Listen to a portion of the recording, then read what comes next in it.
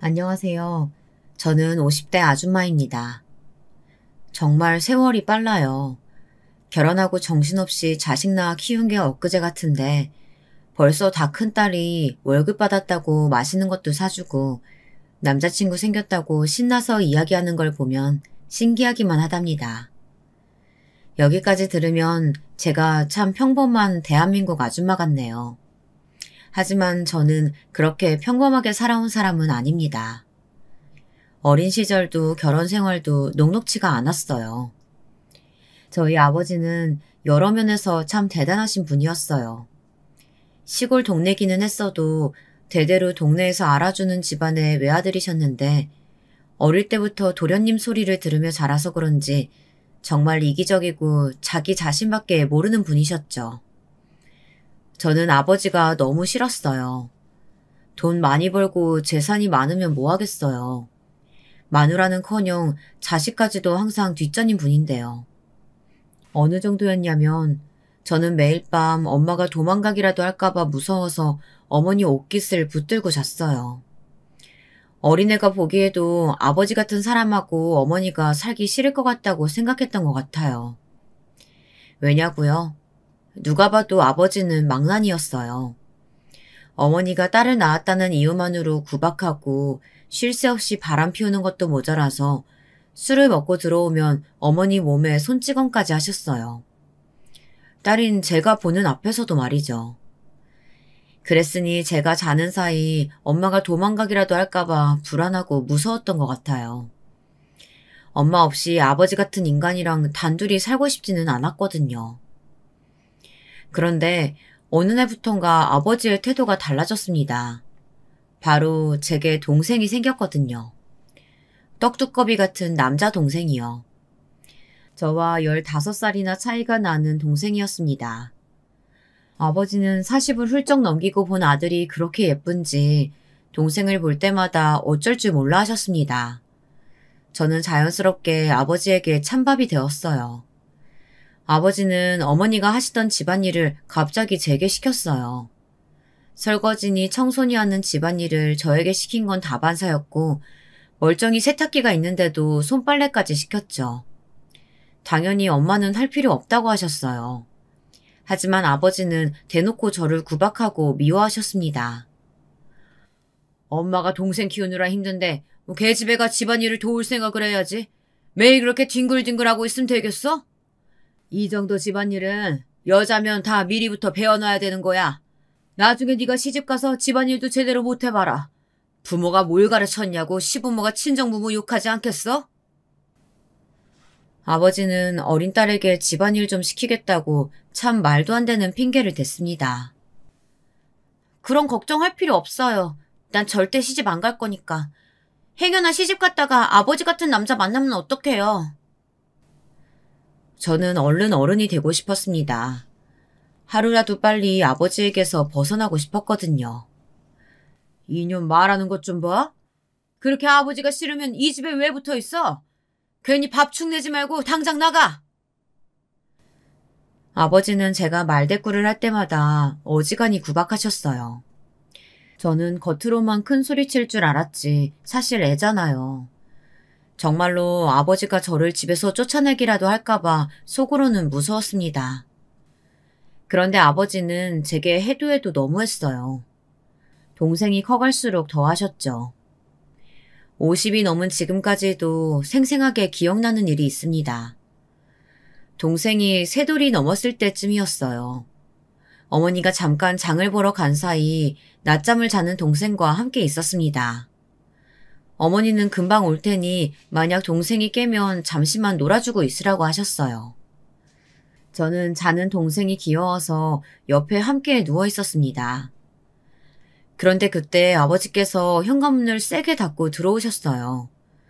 소리가 얼마나 큰지 곤히 자던 동생이 놀라서 몸을 벌떡 일으키다가 서랍에 머리를 쾅 찧었습니다. 동생은 머리를 부여잡고 시끄럽게 울었어요. 그 순간 저는 동생을 달래려고 안아 올리려고 하는데 아버지께서 갑자기 버럭 소리를 질렀어요. 그리고는 동생을 획 뺏어가셨습니다. 이년이? 너 아무도 없다고 지금 네 동생 때린 거지? 이 조그만 게 어디 때릴 데가 있다고 때려? 아이고, 지 엄마 앞에서는 착한 척 하더니만 네가 동생만 예쁨 받는다고 셈이 났구나. 때리기는 누가 때렸다고 그래요. 아버지가 시끄럽게 들어와서 애가 놀라서 부딪혔잖아요. 이거 아주 쓸모가 없다니까. 너 한 번만 더 우리 3대 독자 울리면 내가 가만히 안 둘 거니까 각오해. 그때 서러움은 도무지 말로 다 표현이 안 됩니다. 아들이라는 게 그렇게 대단한 걸까요? 아니면 아버지는 그냥 저라는 아이가 미우셨던 걸까요? 그날 일로 어린 마음에 얼마나 상처를 받았는지, 그전까지는 그렇게 제가 동생을 예뻐했었는데 그날 이후로는 동생도 더는 귀엽지가 않더라고요. 동생을 볼 때마다 그날 일이 떠올라서요. 그렇게 시간이 흘러 저는 고등학교 졸업을 얼마 남기지 않고 있었습니다. 어느 날 집에 손님 한 분이 오셨어요. 여기가 우리 딸이에요. 얘가 저를 닮아서 키도 크고 인물이 아주 좋다니까요. 저는 아버지가 갑자기 왜 저러시나 했습니다. 한 번도 제 앞에서는 저런 말을 한 적이 없었거든요. 그런데 다 이유가 있었습니다. 아예 작정하고 저를 집에서 내쫓을 생각이셨던 거예요. 그렇네요. 인물도 곱고 아주 은순해 보이는 게 맏며느리감으로 너무 좋겠어요. 알고 보니 집에 온 손님은 동네에서 유명한 중매쟁이였어요. 이 집 저 집 다니면서 조건을 맞춰 혼담을 주고받고 다니는 그런 아줌마였죠. 저는 아버지가 정말 저를 두고 이야기하는 게 맞는지 다시 한번 똑똑히 들었습니다. 그런데 정말 저를 가지고 하는 말이 맞았어요. 저는 너무 당황했습니다. 아버지가 저를 대학에 보내줄 거라는 기대도 안 했지만 그렇다고 성인이 되자마자 저를 결혼시키려고 할 줄은 꿈에도 몰랐거든요. 여보, 요즘 세상이 어느 땐데 이제 고등학교 막 졸업한 애를 가지고 시집은 무슨 시집이에요. 우리 딸 머리도 좋고 공부도 곧잘 하는데 당연히 대학도 가고 좋은 직장 취직도 해야죠. 계집애가 대학은 무슨 대학이야. 괜히 대학물 먹었다가 헛바람 들어서 반란 까지면 당신이 책임질 거야? 볼 거라고는 내 딸이라는 거 말고는 아무것도 없는데 한 살이라도 어릴 때 보내야 그나마 돈이라도 좀 있는 집에 시집 보낼 거 아니야. 그게 말이 돼요? 우리 딸내미가 뭐가 부족하다 그래요? 이 멍청한 사람아. 이게 다 우리 3대 독자 생각해서 그러는 거 아니야. 딸은 시집 가면 그만이니 하루라도 빨리 치워버려야 나중에 내 재산 다 우리 아들한테 줄 거 아니야. 괜히 거추장스럽게 딸년이 시집도 안 가고 우리 아들 옆에 붙어서 재산이라도 욕심내봐. 그 꼴을 내가 어떻게 봐? 당신 진짜 해도 해도 너무하네요. 은주도 준석이도 다 똑같은 우리 자식인데 왜 그렇게 차별을 해요? 제가 방에서 듣고 있는지도 모르고 아버지는 아무 말이나 막 하셨어요. 어머니는 어떻게든 제 결혼만은 막아보려고 하셨지만 소용이 없었습니다. 아버지는 이미 저를 시집 보내겠다고 작정을 하셨거든요. 그때 알았죠. 아버지의 머릿속엔 아들 말고 저는 아예 없다는 걸요. 저는 당연히 결혼하고 싶지 않았습니다. 하지만 저의 의견 같은 건 애초에 중요하지 않았어요. 동네에는 저희 아버지와 사돈이 되고 싶어서 줄을 선 사람들이 많았어요. 아버지 사생활이나 인성이 안 좋은 걸 동네 사람들 대부분이 알았지만 워낙 대대로 집안에 돈이 많으니 어떻게든 연을 닿아보려는 사람들이 있었죠. 결혼 이야기가 나오자마자 쉬지 않고 선을 봤어요. 말 그대로 도살장에 끌려가는 소처럼 매일같이 남자들을 만나고 다녔습니다. 어머니는 그런 저를 안쓰러워하셨지만 아버지의 고집을 이길 수는 없었어요. 아버지는 제가 선을 보고 와도 난리였어요. 그렇게 선을 보는데도 왜 저와 결혼하겠다고 나서는 남자가 없냐면서 성을 내셨죠. 제가 선자리에서 어떻게 하길래 그 많은 남자 중에 제가 좋다는 남자가 하나도 없을 수 있냐고 소리를 지르셨어요. 제가 언제 결혼하고 싶다고 했어요? 저 이제 20살이에요. 왜 내쫓지 못해서 안달이냐고요. 그럼 내가 언제까지 너처럼 쓸모없는 애 먹이고 재우면서까지 데리고 살아야 하냐? 여보, 제발 그만 좀 해요. 그게 자식한테 할 소리예요? 당신이 이렇게 무르게 구니까 저게 선자리에 가서 적극적으로 하지를 않은 거 아니야. 뒤늦게 아들 키우느라 아주 등골이 휘는데 전원이라도 빨리 치워버려야 될 거 아니야. 저는 서럽고 속상한 마음에 도망치듯 결혼해버렸습니다. 아버지에게 모진 소리를 들었던 그날 이후 바로 다음 선자리에서 만난 남자와 말이죠. 맞선 보고 난 뒤 딱 3번 데이트하고 바로 결혼했습니다. 어떤 남자인지 뭐라는 남자인지도 잘 모르면서 그냥 아무 생각 없이 결혼해버렸어요. 제 실수였죠. 처음엔 뭣도 모르고 지옥 같았던 그 집에서 벗어났다는 것만으로도 행복했어요. 하지만 그 행복은 길지 않았습니다. 당연한 일이었죠. 결혼 전 딱 3번 만난 남자와 결혼했으니 제 결혼 생활이 평탄할 리 없었습니다. 제 남편은 저희 아버지만큼이나 최악이었어요. 아버지를 피해서 시집을 왔는데 아버지보다 더한 인간을 만나고 만 거죠. 아버지는 아무리 인간성이 더러웠어도 그나마 돈은 잘 벌었어요. 하지만 제 남편은 인간성도 덜 떨어진 주제에 돈 버는 재주도 없었습니다. 시부모님은 결혼 전부터 고깃집을 운영하셨어요.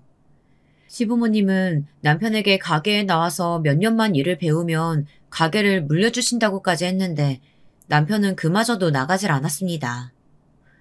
그럼 남편은 뭘 했냐고요? 정말 아무것도 하지 않았어요. 한량처럼 매일 먹고 놀기만 했습니다. 아시죠? 꼭 그런 남자들이 꿈만 크고 허세만 부릴 줄 알잖아요. 항상 인생은 한 방이라면서 노름에서 벗어나질 못했고 돈도 없으면서 여기저기 빚만 지고 다녔어요. 그 사고를 제가 수습하고 다니느라 바빴습니다. 시부모님께 손 벌리는 일도 허다했죠. 아버님이 또 전화했어요. 이번 주에도 가게 안 나오면 당신이 진 빚 절대 안 갚아줄 거니까 꿈도 꾸지 말래요. 그런 소리 듣고도 너는 가만히 있었어? 내가 몸이 약해서 가게 일은 절대 못한다고 말했잖아. 허리도 아파 죽겠는데 하루 종일 서서 장사를 어떻게 해? 허리가 그렇게 아픈 사람이 하루 종일 도박판에 앉아서 놀으면 도대체 어떻게 하는 거예요? 그리고 이번 달 생활비는 어떻게 할 거예요? 지금 당장 애 기저귀 살 돈도 없는데. 생활비 없으면 네가 친정에 가서 받아오면 될 거 아니야. 부저 친정 아버지 뒀다가 어디다 써? 이럴 때 쓰는 거지. 우리 생활비를 왜 친정에서 가져와요? 가장인 당신이 벌어와야지. 저는 복이 없어도 어떻게 이렇게 복이 없을 수가 있을까요? 잘못한 것도 없이 욕먹고 구박받는 건 그냥 제 팔자인가 봅니다. 결혼 전과 결혼 후에도 변한 게 없었어요. 그나마 제가 버티고 살 수 있었던 건 자식 때문이었습니다. 제게는 눈에 넣어도 아프지 않을 소중한 딸이 하나 있었습니다. 거지 같은 남편이라도 참고 살 수 있었던 건 남편은 딸아이라면 끔찍했다는 겁니다. 저희 아버지와는 다르게 말이죠. 저와 남편은 사이는 별로였어도 딸 하나만큼은 보란듯이 곱게 키웠습니다.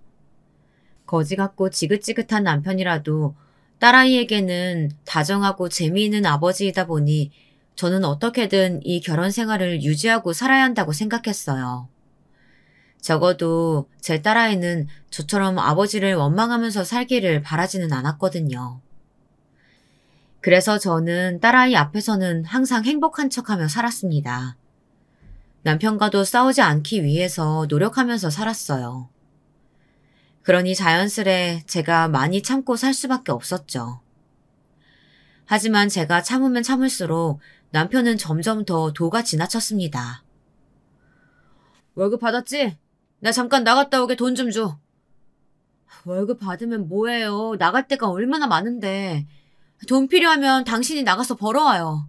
이 애편 내가 쥐꼬리만한 돈 좀 벌어온다고 어디서 유세야? 빨리 돈 안 내놔? 네가 자꾸 돈 가지고 이렇게 치사하게 굴면 내가 장인한테 가서 돈 달라고 할 수밖에 없어.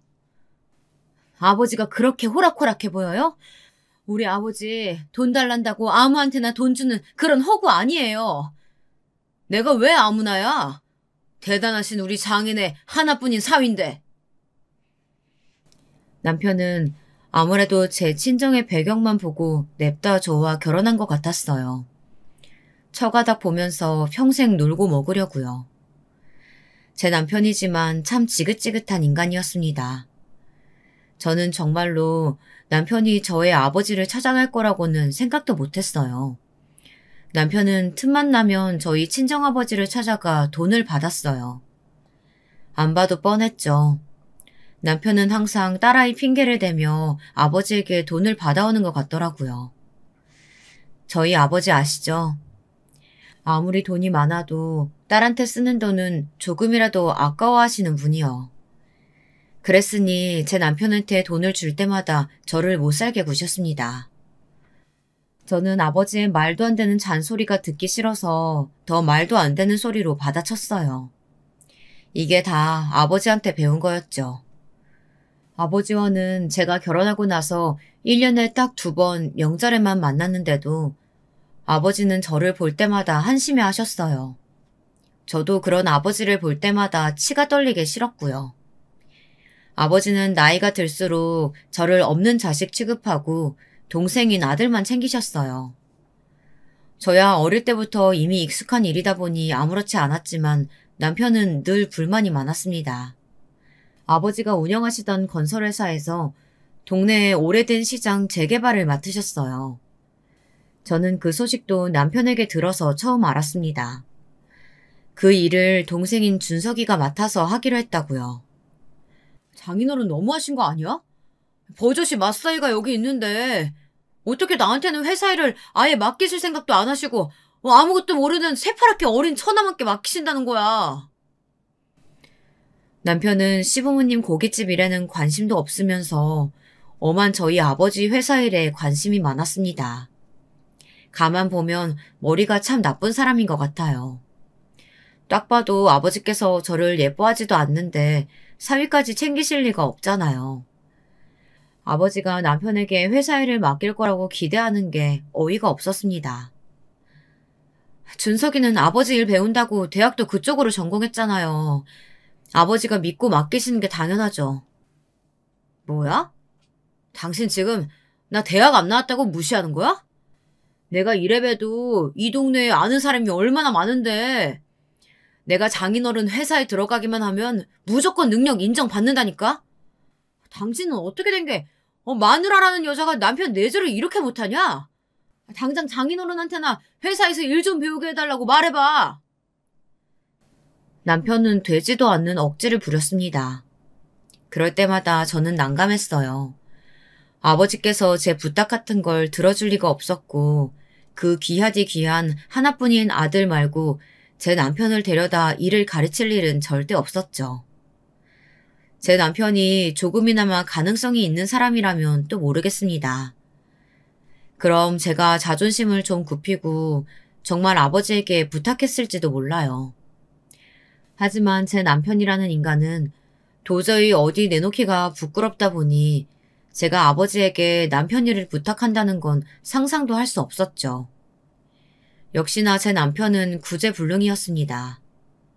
어쩌다 이런 인간을 만나게 됐을까요?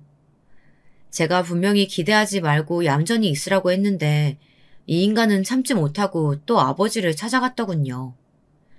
제 앞에서 이야기한 것처럼 이 집의 맞사위인데 왜 기회를 주지 않냐고 아버지에게 따져 물었나 봐요.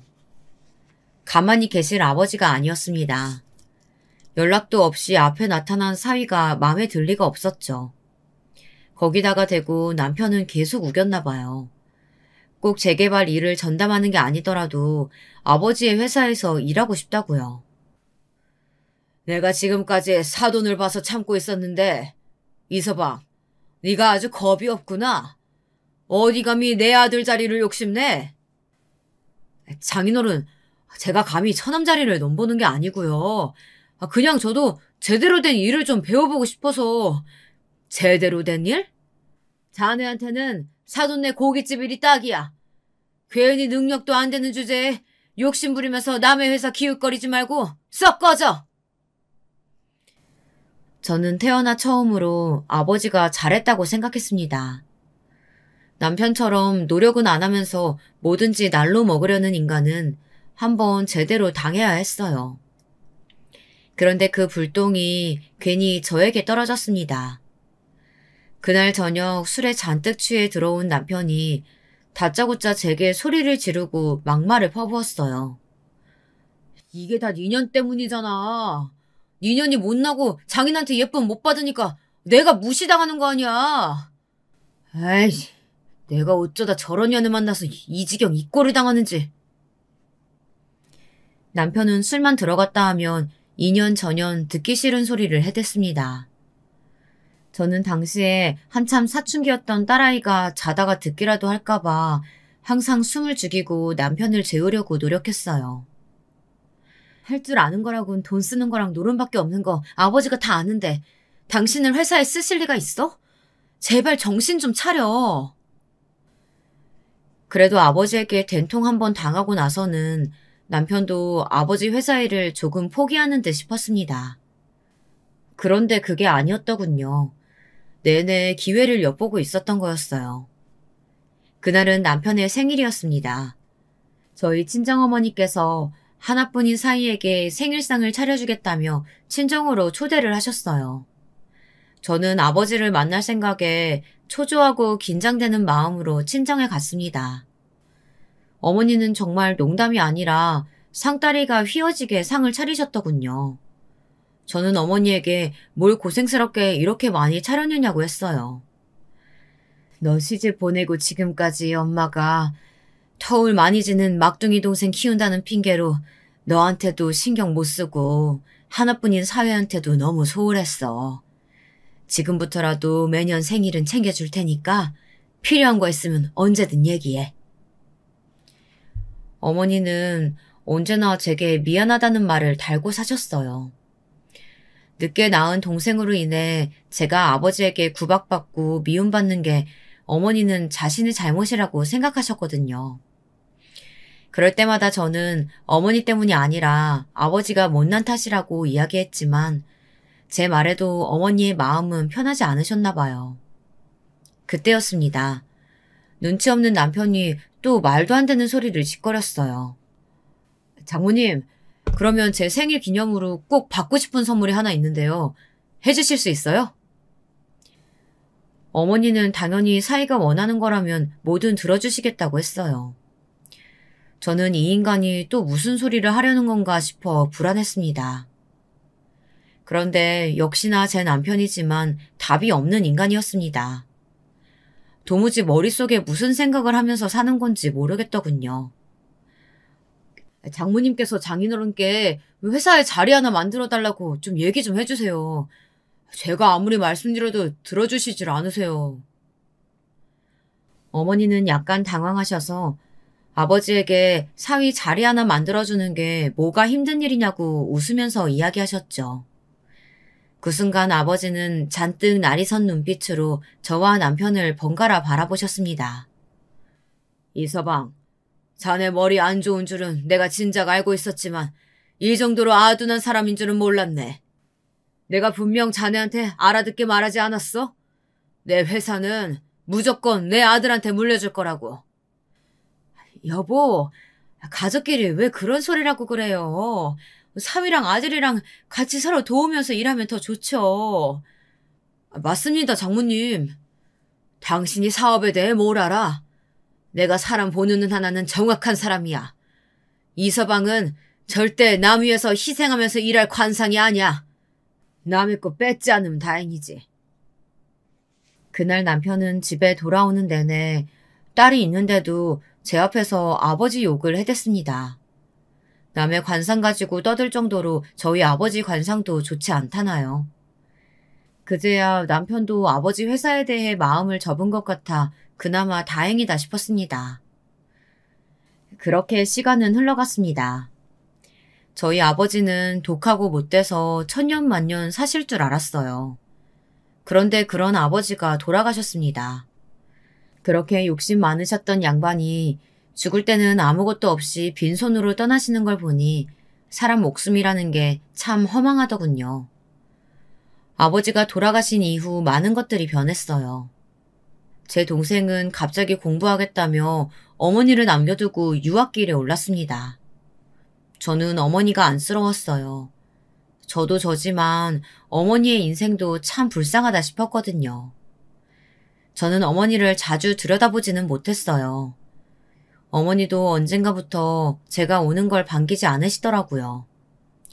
그래도 저는 명절만이라도 함께 보내고 싶어서 명절에는 항상 어머니를 뵈러 갔습니다.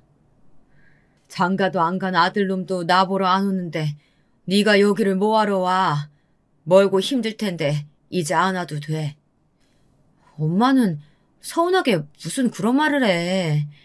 그래도 친정 식구라고 엄마랑 동생밖에 없는데 명절에라도 얼굴 봐야지. 저도 가끔 거울을 볼 때마다 놀라요. 제가 벌써 50이라는 게요. 그런데 저의 얼굴보다도 더 놀랍고 슬픈 건 어머니의 얼굴이었습니다. 곱고 탱탱했던 어머니의 얼굴이 어느새 그렇게 늙고 쭈글쭈글해졌는지 모르겠어요. 어머니의 얼굴을 볼 때마다 저는 마음이 울컥했습니다. 그러던 와중에 남편이라는 인간이 아주 대형 사고를 쳤어요. 저는 당시에 시부모님 가게에서 일을 도와드리고 있었어요. 시부모님도 이제 연세가 많아서 두 분이 가게를 운영하기 힘들어 하셨거든요. 모르는 번호로 계속 전화가 오길래 안 받으려다가 받았더니 글쎄 경찰서였습니다. 남편분이 불법 도박장 사건에 연루됐으니 지금 당장 경찰서에 오라고 하더라고요. 저는 시아버지와 함께 급하게 경찰서로 갔습니다. 그런데 남편 얼굴이 아주 말이 아니더라고요. 여러 명에게 맞았는지 얼굴이며 몸이며 멍투성이에 성한 곳이 없었어요. 아이고 경찰 양반, 우리 아들 얼굴이 왜 이 모양이에요? 시아버지도 50도 한참 넘은 아들 얼굴을 보자마자 안쓰러워서 난리가 나셨죠. 저는 사실 놀랍지도 않았습니다. 또 어디서 도박이나 하다가 싸움이 붙어서 한바탕 했을 게 뻔하니까요. 역시나 제 생각이 맞았습니다. 불법 카지노처럼 된 도박장에 간 남편은 함께 도박한 일행들에게 당한 거였어요. 알고 보니 함께 도박한 일행들이 제 남편만 빼고 다 같은 한패였던 거죠. 여러 명이 제 남편을 속이겠다고 처음부터 작정하고 사기 도박을 한 거였어요.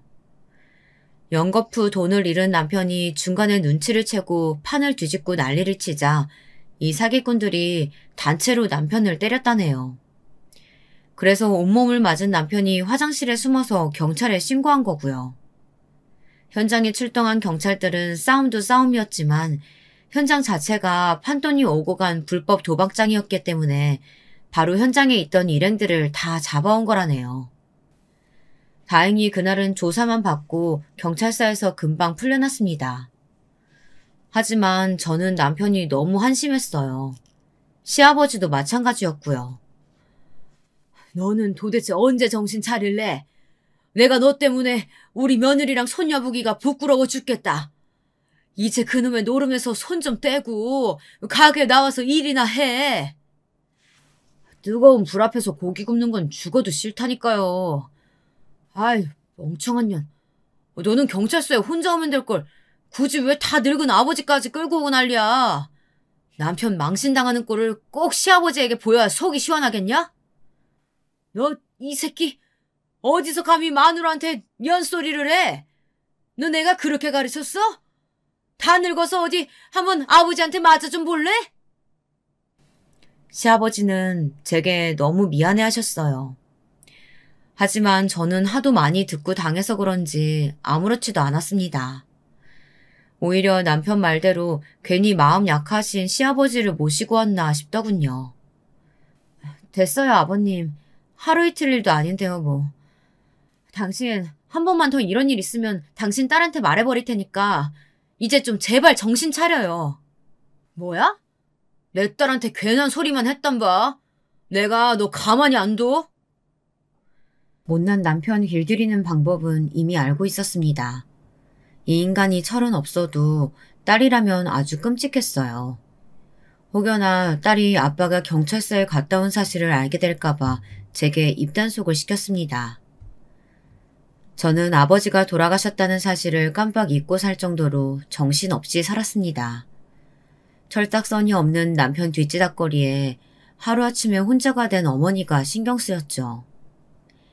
어느 날이었습니다. 집에서 텔레비전을 보는데 갑자기 뉴스 속보가 나왔어요. 지방에 비가 많이 와서 곳곳이 침수되고 산사태 위험이 있다는 뉴스였죠. 자세히 보니 저희 어머니가 계시는 친정에서 가까운 곳이었어요. 저는 걱정되는 마음에 곧바로 어머니에게 연락을 드렸습니다. 집도 워낙 오래된 집이라 괜찮을까 싶더라고요. 핸드폰을 들고 있는 내내 마음을 졸였습니다. 어머니께서 전화를 안 받는 게 너무 무서웠어요. 그런데 계속 통화가 안 되더라고요. 너무 걱정됐습니다. 갈 때마다 귀찮게 뭐하러 오냐고 하시기야 했지만 그래도 제가 전화하면 꼬박꼬박 받으셨거든요. 저는 고민할 거 없이 곧바로 친정집으로 내려갔습니다. 그런데 제 예상이 맞았어요. 글쎄 그 오래된 집이 빗물에 토사가 밀려들어와 쑥대밭이 되어 있더라고요. 다행히 집안에는 아무도 없었습니다. 저는 동네를 뛰어다니며 어머니의 소식을 아시는 분이 있는지 알아보러 다녔어요. 다행히도 우연히 만난 동네분이 비 피해로 대부분의 동네 주민들이 마을회관에 모여 있다는 이야기를 들었습니다. 저는 곧바로 마을회관으로 달려갔어요. 다행히도 그곳에 어머니가 계셨어요. 저는 어머니를 보자마자 하마터면 눈물을 쏟을 뻔했습니다. 이 난리가 났는데 한시라도 빨리 자식들한테 전화를 해야지. 왜 이런데 이러고 있어요. 아이고, 다들 바쁜데 뭐하러 연락해. 바쁘기는 뭐가 바빠요. 하나밖에 없는 어머니가 이 지경인데 바빠도 와야지. 내가 부모라고 너한테 해준 게 뭐가 있다고 염치 없게 신세를 져. 내 걱정은 하지 말고 얼른 집에 가. 내가 어떻게 혼자 집에를 가요. 빨리 들어가서 짐 가지고 나와요. 나랑 같이 우리 집으로 가게. 가긴 내가 왜 너희 집으로 가. 됐어. 비만 그치면 도청에서 나와서 바로 집 정리 도와준다고 했으니까 그때까지만 마을회관에서 지내면 돼. 저는 어떻게든 어머니를 모시고 집으로 오고 싶었지만 어머니는 사이가 있는데 당연히 말도 안 되는 소리라고 난리를 치셨어요. 저는 어쩔 수 없이 혼자 집에 돌아왔습니다. 그런데 아무래도 마음에 걸려서 어머니에게 돈이라도 붙였어요. 그러자 어머니에게 바로 전화가 왔더라고요. 아이고, 너 미쳤어? 왜 갑자기 엄마한테 100만 원을 보내고 그래? 이서방이 알면 가만히 있겠어? 돈 다시 붙여줄 테니까 괜한 짓 하지 말어. 엄마나 좀 그만 좀 해요. 당연히 이서방이 보내주라고 해서 보낸 거야. 그러니까 잔말 말고 그냥 써요. 괜히 돈 아낀다고 아무거나 먹지 말고 따뜻하고 맛있는 걸로 사드세요. 저는 속상하다 못해 화가 났습니다. 젊어서는 그렇게 남편 눈치 보며 사시더니만 이제는 하다하다 사위 눈치까지 보시니 저도 모르게 욱하더라고요. 그래서 제 남편도 알고 있다고 거짓말을 했어요. 그래야 어머니 마음이 조금이나마 편하실 것 같아서요. 어머니 성격에 남편 몰래 드리는 돈이라고 하면 절대 받을 리 없으니까요. 저는 구분등으로 절뚝거리며 마을회관 안으로 들어가는 어머니의 뒷모습이 한참 동안 잊혀지질 않았습니다. 그날 밤은 밤새도록 속상한 마음에 잠을 한숨도 자지 못했습니다. 그런데 예상치도 못한 일이 벌어졌어요. 다음날 제가 집에 들어갔더니 거실에 제 짐을 누가 다 던져놨더라고요. 그 모습에 놀라서 설마 도둑이라도 들었나 싶었습니다. 그런데 그 순간 남편이 씩씩거리면서 방에서 나왔어요. 너, 이 여우 같은 년, 감히 너희 집구석에 돈을 보내? 네가 그러고도 무서워할 줄 알았어?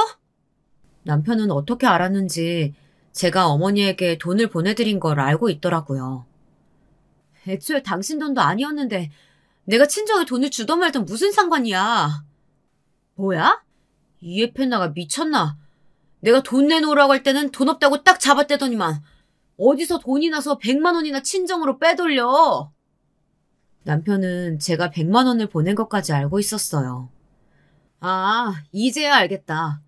네가 매일 돈 없다고 징징대던 게 돈 버는 족족 친정에 퍼다 날라서 돈이 없던 거였구나.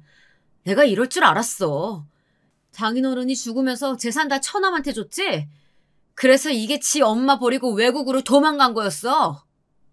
못나도 너무 못난 남편은 이제 하다하다 의심병까지 생겼는지 있지도 않은 일까지 의심하며 사람을 들들 볶더군요. 말도 안 되는 소리로 괜한 사람 잡지 마.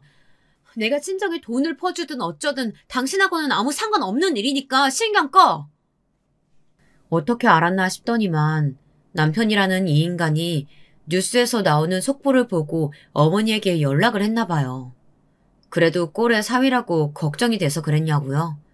그럴 리가 없죠. 이 인간이 전화한 이유는 딱 하나였습니다. 저희 친정집이요. 그 집이 걱정돼서 그런 거였죠. 아버지가 죽고 그나마 남은 재산이 그 집뿐이라고 생각했거든요.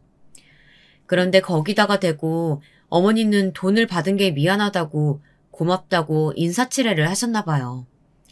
제가 사위가 주라고 했다고 거짓말을 했으니 어머니는 진짜 사위가 100만 원이나 보낸 줄 알고 말이죠. 어이구 멍청한 년.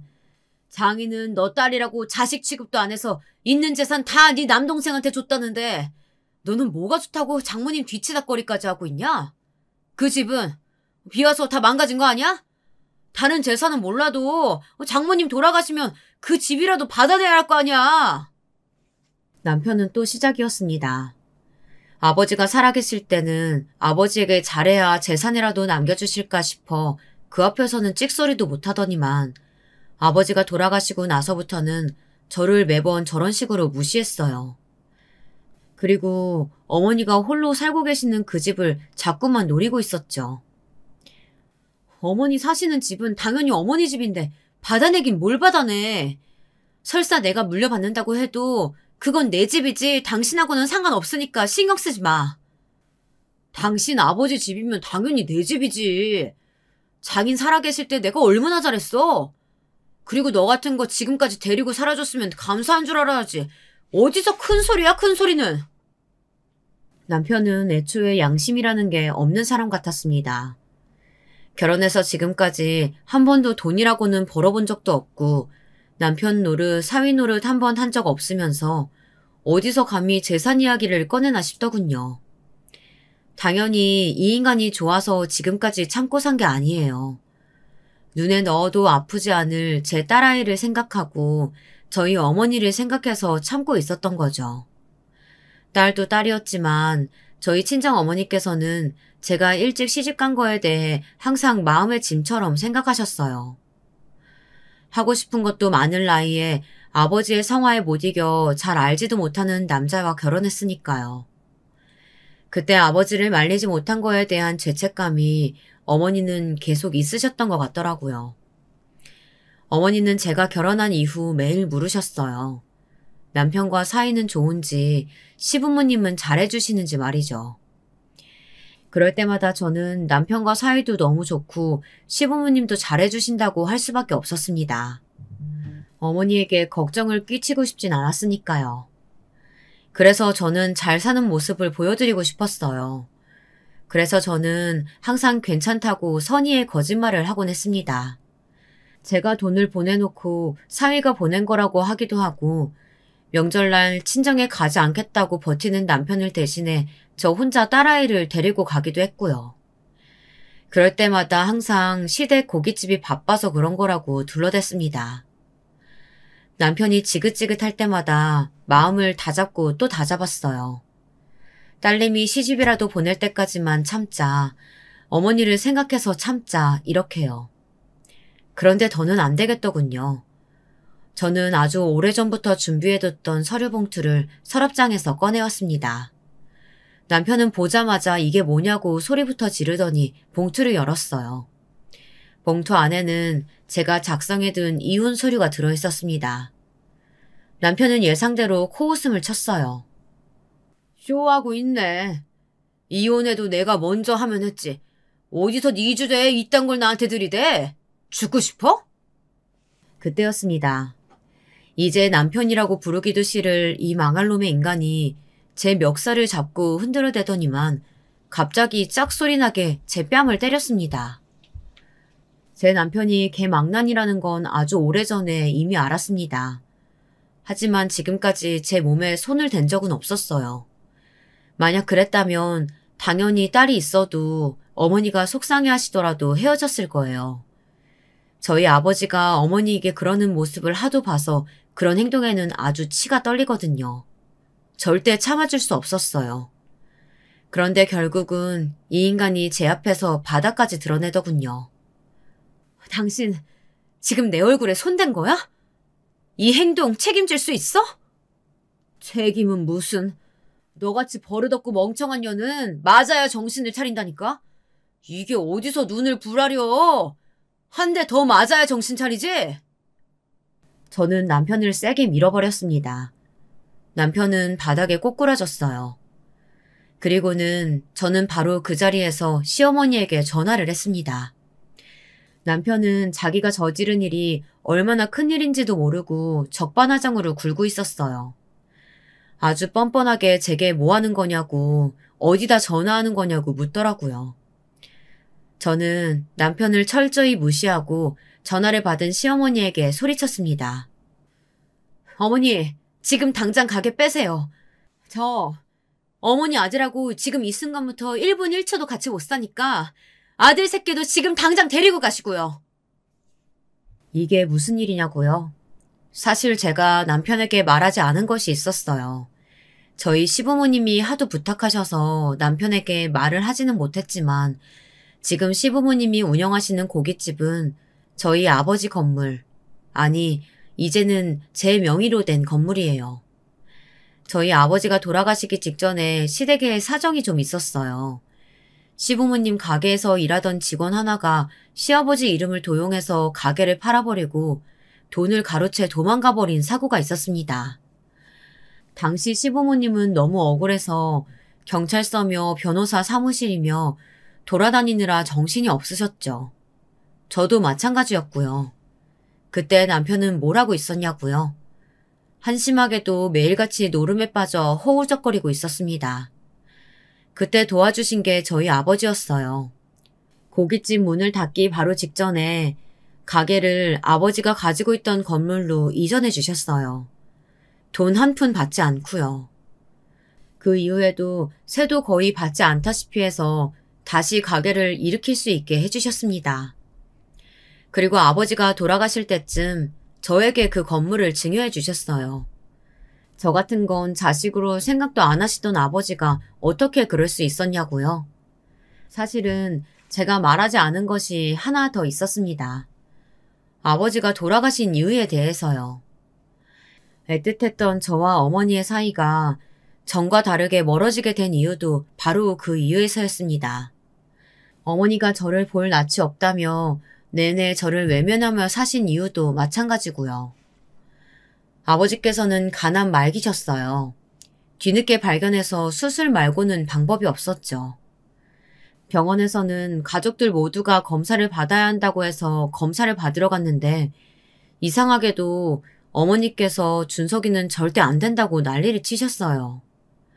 그때 저는 처음으로 어머니에게 서운했습니다. 저는 당연히 검사했는데 준석이는 아무 이유도 없이 무조건 안 된다고 하셨으니까요. 그런데 저희 아버지 아시죠? 세상에서 가장 이기적이고 자기밖에 모르는 노인네예요. 그러다 보니 아무리 귀한 아들이라도 무조건 검사를 받으라고 했어요.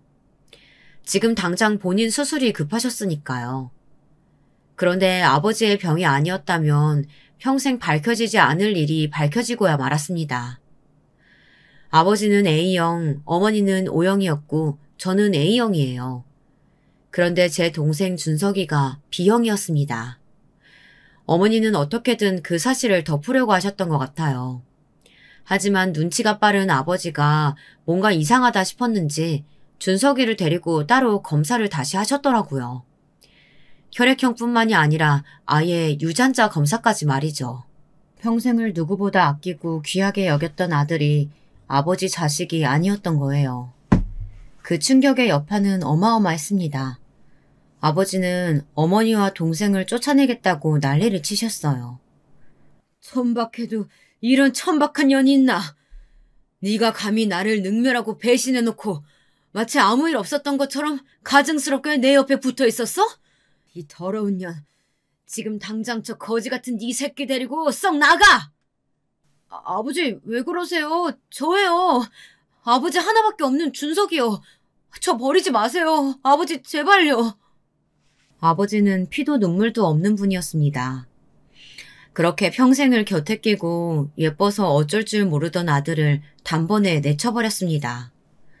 그래도 30년 가까이 키워온 자식인데 자신의 핏줄이 아니라는 이유를 알자마자 얼굴도 한번 보지 않으시고 내쫓아 버렸어요. 더 놀라웠던 건 그러던 와중에도 아버지는 곧바로 재산 정리부터 하셨습니다. 그 폭풍 속에서 혜택을 받은 건 본의 아니게 제가 됐어요. 집과 건물, 땅까지 싹 다 아버지는 제게 물려주겠다 유언장을 쓰셨어요. 당시에 제 간이 아버지의 간과 가장 잘 맞아서 제가 아버지에게 간 이식을 해드려야 하는 상황이었거든요. 아버지는 난생 처음 저에게 잘해주셨어요. 은주야, 나한테는 너밖에 없어. 내 딸 은주, 내가 진작 너한테 잘해줬어야 했는데 네 못난 애비가 미안하구나. 제발 용서해다오. 저는 아이러니했습니다. 지금까지 제 팔자가 이 모양 이 꼴인 건 분명 아버지 탓이었어요. 어릴 때부터 저를 가장 힘들게 한 것도 아버지였고 지금까지 저를 힘들게 하는 남편을 만나게 한 것도 아버지였으니까요. 그런데 아버지가 가장 치욕스러운 배신을 당하고 죽음의 문턱에 선 순간 아버지에게 가장 필요로 한 게 저라는 사실이 정말이지 기가 막혔습니다. 인생이란 정말 한 치 앞도 모르는 거더군요. 이런 난리가 이어지던 와중에 아버지는 수술도 받지 못하신 채 병원에서 돌아가시고 말았습니다. 저는 정말이지 너무 허망해서 마음이 이상했습니다. 눈물이 날 줄 몰랐는데 장례식장에서 눈물이 펑펑 쏟아지긴 하더군요. 핏줄이란 참 이상했어요. 물론 아버지를 평생 미워했지만 이런 식으로 돌아가시길 바란 적은 한 번도 없었으니까요. 당시에 자세한 사실을 남편이 알게 되면 안 된다고 생각했어요. 제가 평생 제 동생이라고 생각했던 아이가 의붓 동생이라는 사실도 당연히 말하지 않았고 아버지가 제게 모든 재산을 남겼다는 사실도 말하지 않았어요. 그 사실을 알면 절대 가만히 있을 사람이 아니니까요. 딸아이가 시집갈 때까지만 참고 살자 싶었습니다. 그리고 조금 시원했던 게 나름 남편에게 복수하고 있다는 쾌감이 들었어요. 그리고 아버지에게 제대로 된 사과도 받지 못한 상태에서 어쩌다 재산 좀 받았다고 해서 지금 당장 그 돈으로 잘 먹고 잘 살면 하늘에서 아버지가 당신을 제가 다 용서했다고 착각하실까봐 그 돈은 쓰고 싶지 않더라고요. 저는 오랫동안 가족들을 속인 어머니보다 아버지를 더 용서하지 못하고 있으니까요. 그렇게 해서 제가 시부모님이 운영하신 가게의 건물주가 됐던 거예요. 예상대로 남편은 난리가 났습니다. 제 앞으로 재산이 그 정도로 많을 줄은 당연히 상상도 못했으니까요. 남편은 멍청해도 너무 멍청했습니다. 바로 조금 전에 제 뺨을 날릴 땐 언제고 금세 태세 전환을 하더니 바닥에 무릎까지 꿇었어요. 제가 지금 와서 싹싹 빌면 마음을 바꿀 줄 알았나 봅니다. 아주 손이 발이 되게 빌더군요. 여보, 우리가 지금까지 자식 낳고 산 세월이 몇 년인데 서운하게 왜 그래? 내가 지금까지 당신한테 실수한 거 너무 미안해. 내가 다 잘못했어. 아까 내가 때린 것도 너무 아팠지. 내가 앞으로 당신 옆에서 평생 사죄하는 마음으로 잘할게. 내가 당신 건물 관리도 잘할 테니까 걱정하지 마. 개소리 하고 있네. 내가 당신한테 그딴 말 같지도 않은 소리 듣겠다고 시어머니한테 전화까지 했겠어? 나 진심이야. 지금 당장 가게 빼고 안 나가면 강제로 뺄 거니까 알아서들 해. 지금까지 제가 마음이 약해도 너무 약했습니다. 남편이 너무 미워서 하루에도 몇 번씩 시부모님에게 나가라고 소리치고 싶었지만 시부모님 사정 뻔히 다 아는데 매몰차게 그럴 수는 없었어요. 제 딸아이의 할머니이자 할아버지이기도 하니까요. 그런데 이제 정말 제게도 한계가 왔는지 더는 참아줄 수가 없네요. 저는 그날 바로 남편을 집에서 내쫓아버리고 부동산의 가게를 임대로 내놔버렸어요. 사실 지금까지 제대로 된 임대료나 보증금을 받고 가게를 빌려준 것도 아니었기 때문에 언제 내보내도 상관없었어요. 저는 그날 이후로 시부모님의 전화도 남편의 전화도 당연히 받지 않았습니다. 그리고 변호사를 통해 합의 이혼 서류를 보냈어요. 사실 남편은 결혼 생활 내내 이 결혼을 유지하기 위해 한 게 아무것도 없었어요. 그래서 이혼은 생각보다 간단했습니다. 지금까지 제가 왜 망설였나 싶을 정도로요. 자식은 이미 성인이니 양육권도 문제 없었고 재산도 다 저희 아버지 명의의 재산이었기 때문에 모두 다 제 것이었습니다. 남편이 소송을 제기할 수도 있다는 가능성을 생각하고 있었지만 남편이 그 정도로 멍청하지는 않았는지 아직까지는 잠잠합니다. 사실 딸아이가 남편에게 액션을 하나 취하기는 했더라고요. 아빠, 만약에 엄마랑 조용히 합의 이혼 안 해주면 나중에 나 시집갈 때 결혼식장에 아예 못 올 줄 알아. 못난 인간이 그래도 자식이라면 끔찍해서 무섭기는 했나 보더라고요. 저는 이혼을 하고 나니 너무 편안했습니다. 평생 가슴 한구석이 꾹 막힌 것 같았는데 속이 다 뻥 뚫린 것 같았습니다. 더는 지금까지처럼 살고 싶지 않았어요. 딸아이도 성인이고 저도 모두에게 할 만큼 했어요. 이제는 불쌍한 저에게 보답을 좀 해주고 싶었습니다. 아버지가 너무 싫어서 아버지의 돈으로 편하게 살고 싶지 않았지만 지금은 제게도 그럴 자격이 있다고 생각이 듭니다. 그날 이후 어떻게 됐냐고요? 저는 곧바로 고향으로 내려가 수해 복구 작업부터 도왔어요. 어머니는 그러는 와중에도 제 눈치만 보셨어요. 제가 하는 대로 지켜만 보고 계셨죠. 제 눈에는 어머니가 안쓰럽기만 했습니다. 동생은 아버지가 돌아가시기 전 본인의 출생의 비밀에 대해 알자마자 어머니를 원망하며 유학을 핑계로 집을 나가버렸어요. 벌써 몇 년째 연락이 되질 않습니다. 어머니가 다른 남자와의 사이에서 동생이 생겨 나왔다는 게 저는 지금까지도 믿기질 않아요. 어머니처럼 소심하고 약한 분이 어떻게 그런 대범한 일을 저질렀을까 싶거든요. 하지만 같은 여자로서 이해는 합니다. 아버지 같은 사람과 산다는 게 쉽지 않다는 걸 누구보다 제가 가장 잘 아니까요. 어머니는 지금까지 저와 동생에게 항상 미안한 마음으로 사셨어요. 저는 제게 어머니를 미워하고 원망할 자격이 없다고 생각해요. 저는 어느 때보다 지금이 어머니가 가장 필요했으니까요.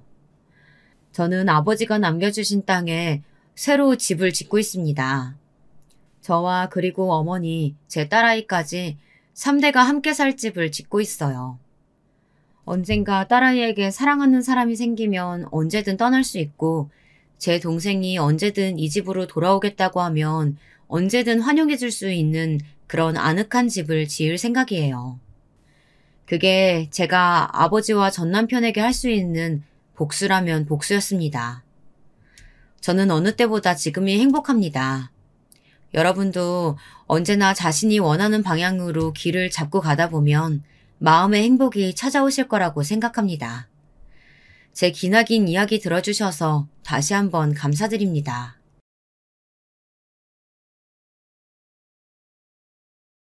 안녕하세요. 저는 30대 남자입니다.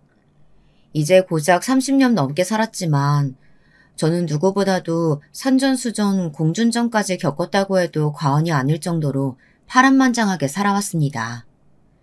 그런데 지금까지 겪은 일은 예고편에 불과할 만큼 최근에 너무도 말도 안 되는 일을 당해서 이렇게 사연까지 보내게 됐습니다.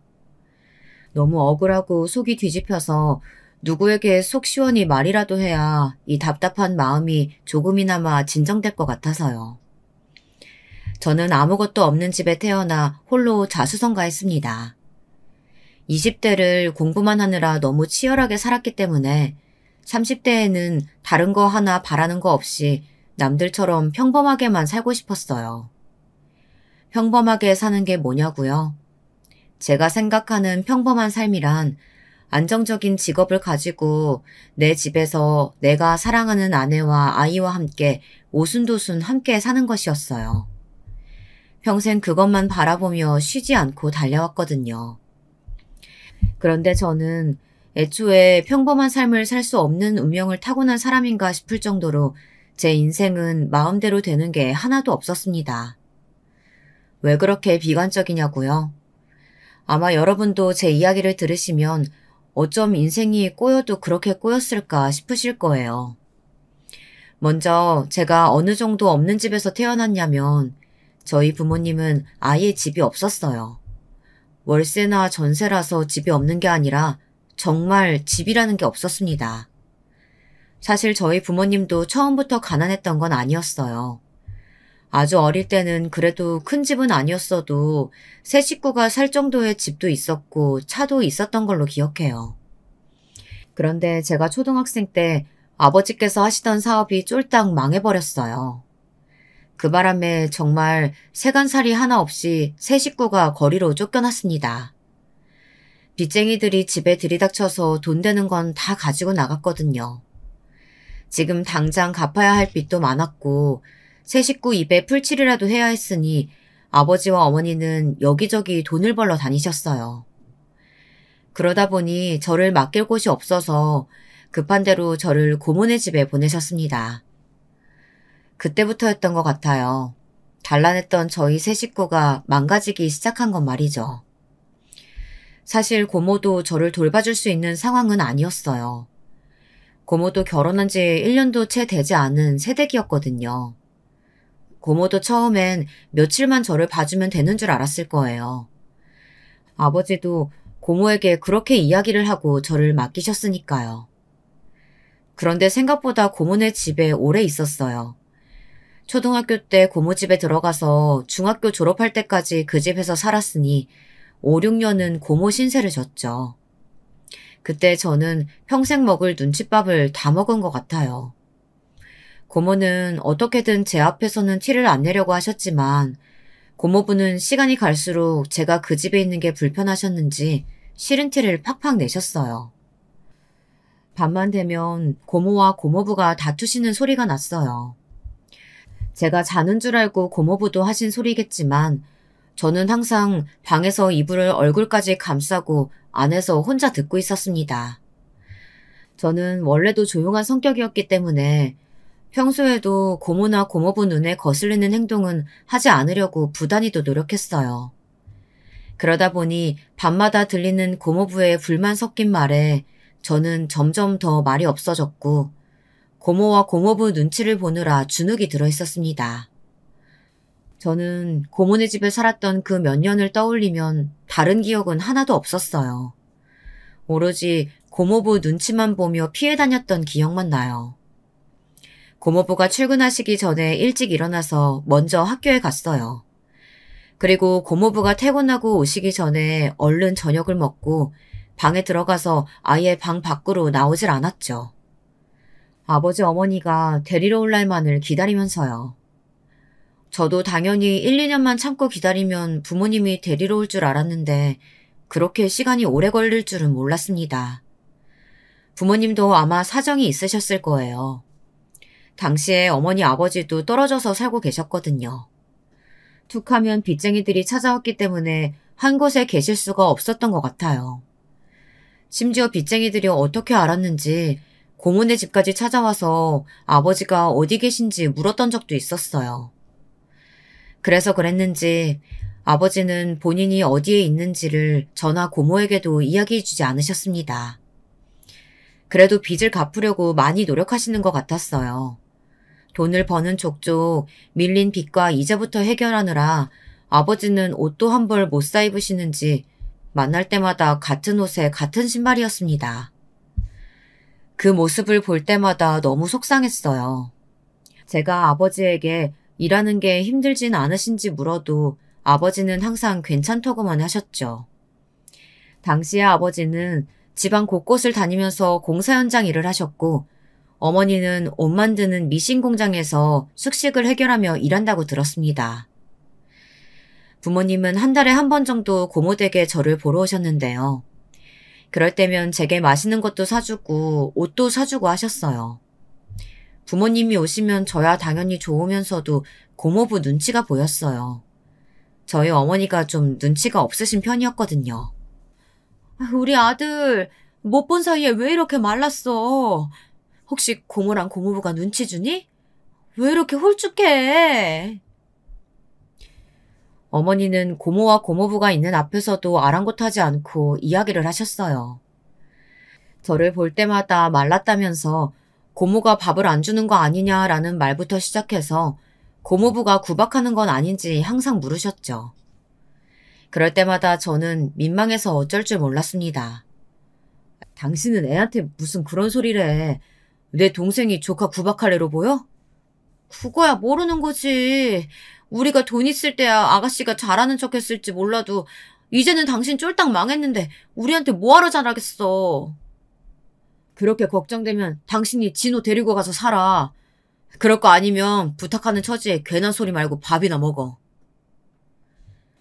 아버지 사업이 망하기 전에도 부모님 사이는 좋지 않았어요. 두 분은 자식인 제가 보기에도 맞는 게 하나도 없었습니다. 가끔 보면 어떻게 만나서 자식까지 낳고 사셨을까 싶을 정도로 말이죠. 아버지는 가난한 집 장남으로 내내 가장으로 살아오신 분이어서 그런지 고지식하고 무뚝뚝한 분이셨어요. 어머니는 딸이 귀한 집 막내딸로 자라서 세상 물정이라고는 모르셨고요. 어머니 말에 의하면 아버지가 사업하는 사장님이라는 소리만 듣고 솔깃해서 시집을 왔다고 하더라고요. 아버지랑 살면 평생 먹고 살 걱정은 없겠다 싶어서요. 그런데 사업이 망해버린 거죠. 아버지나 저도 이 상황이 힘든 건 당연했지만 누구보다 이 상황을 힘들어하고 견디지 못한 건 어머니였어요. 곱게만 살아오셨던 어머니는 그때까지도 돈 버는 일이라고는 한 번도 해본 적이 없었어요. 하루아침에 집도 절도 없이 떠돌아다니며 돈까지 벌어야 했으니 당연히 힘드셨을 만합니다. 으이그, 이 인간이 사업 말아먹고 처자식 고생시키는 주제에 입만 살아서 어디서 큰 소리야. 내가 당신 때문에 지금 얼마나 고생을 하고 있는데. 지금까지 내 덕에 온갖 사치 부리고 사모님 흉내내면서 잘 살았으면 됐지. 나더러 더 어떻게 하란 소리야.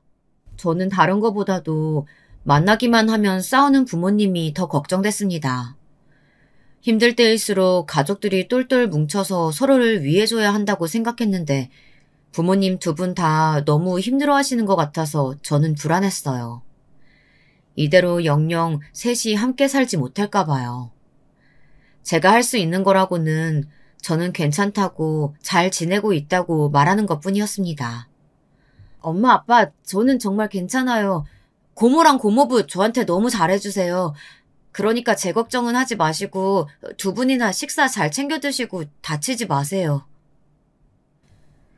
어린 마음에 그럴 수밖에 없었던 게 어머니는 따로 살기 시작하고서는 제게 전화도 잘 안 하시고 고모네 집에도 저를 보러 거의 오시지 않았어요. 항상 일이 바쁘다고 하시면서요. 그렇게 시간이 흘러 저는 고모댁에서 중학교까지 다니게 됐습니다. 저는 이러다 정말 계속 고모네 집에 얹혀 살아야 하는 거 아닌가 싶어 불안하고 걱정이 됐습니다. 그런데 제가 고모 집에서 나오게 된 결정적인 사건이 있었습니다. 그 당시에 고모에게 어린 딸이 있었어요. 제 사촌동생이었죠. 저는 사촌동생이 태어나는 것부터 기는 거, 걸음마 하는 것까지 바로 곁에서 다 봤습니다. 고모가 바쁠 때는 제가 분유도 먹이고 기저귀도 갈면서 업어서 키웠어요. 고모도 고모부보다 제가 더 애를 잘 본다고 칭찬하실 정도로 애 키우는데 소질이 있었습니다. 고모부는 여전히 저를 눈엣가시로 여겼지만 저는 괜찮았습니다. 눈칫밥도 몇 년 먹으니 적응이 되긴 되더라고요.